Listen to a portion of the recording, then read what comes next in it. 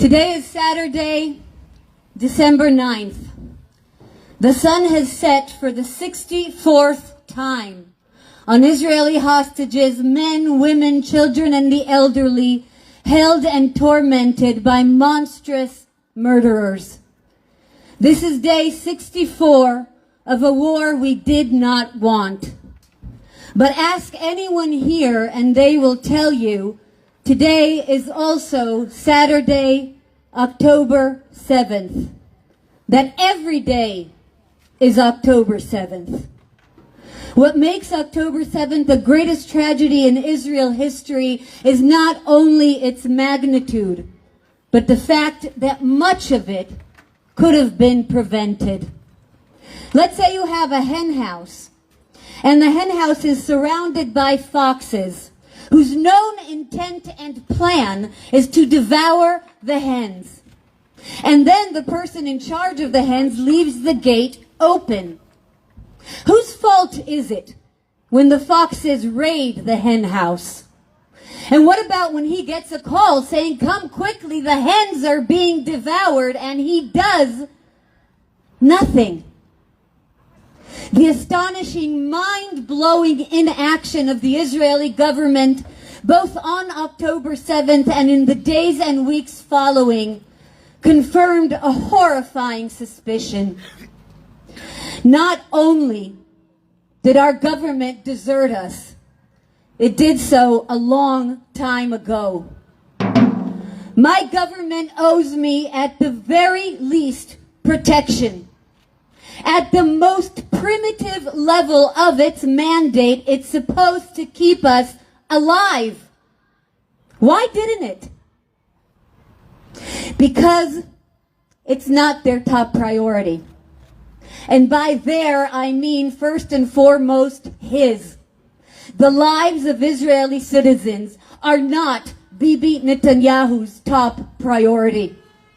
There is only one item on Bibi Netanyahu's list of priority: Bibi.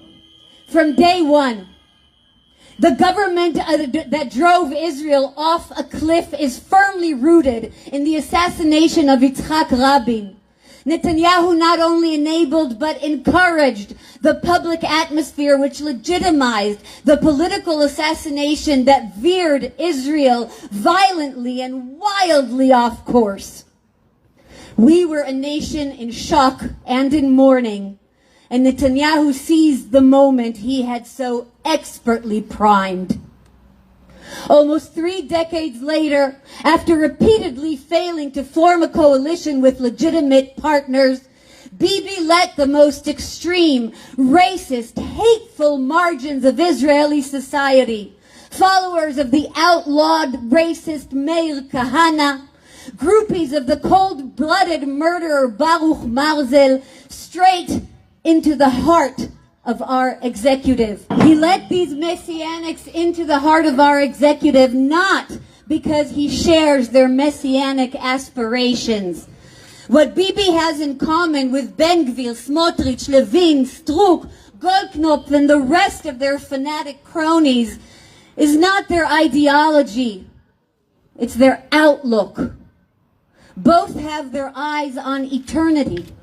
He would like to stay out of jail and in power forever. And his partners in this historic crime aspire to their dark and twisted concept of the kingdom of heaven. When all you care for is the distant future, the present is nothing but a function.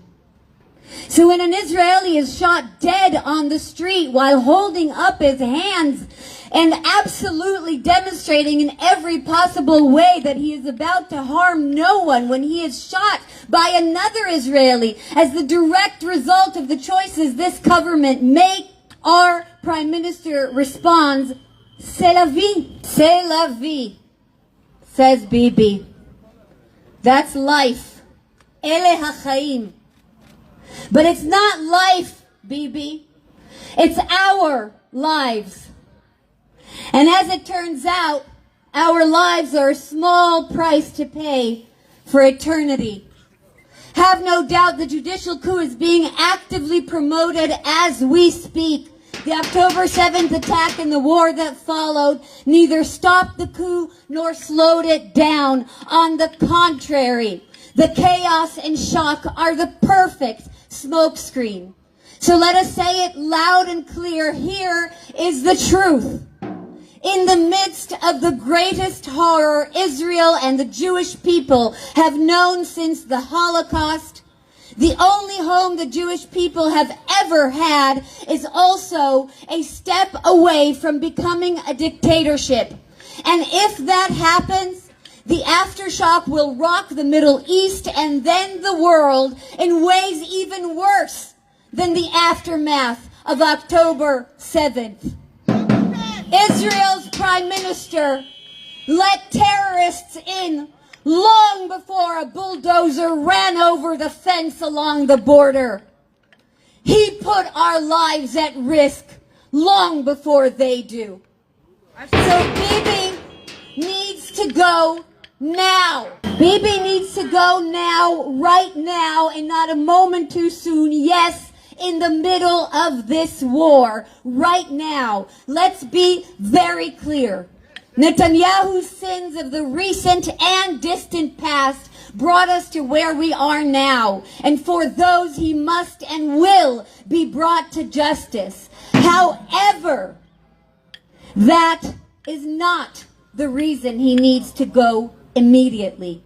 Removing Netanyahu from power is not a punitive move. It is strictly strategic. Bibi needs to go immediately because he cannot be remotely trusted to make decisions in this war based on anything but his own interests. He never has, and he won't start now, as the consequences of his choices over the past 3 decades close in on him.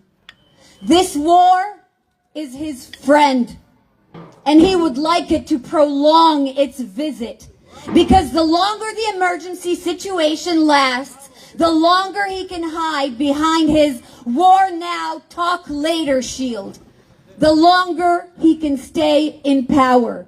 A father whose son was murdered on October 7th put it better than I ever could, telling us that Netanyahu can't be immediately replaced because we're in the middle of the war is like finding out that a caretaker at your child's kindergarten has been abusing your kid and being told, well, let's just let her complete the school year and then we'll look into it.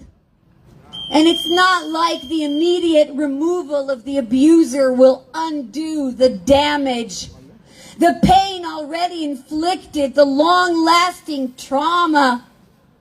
But it will stop the abuse. And that's the first thing that needs to happen right now.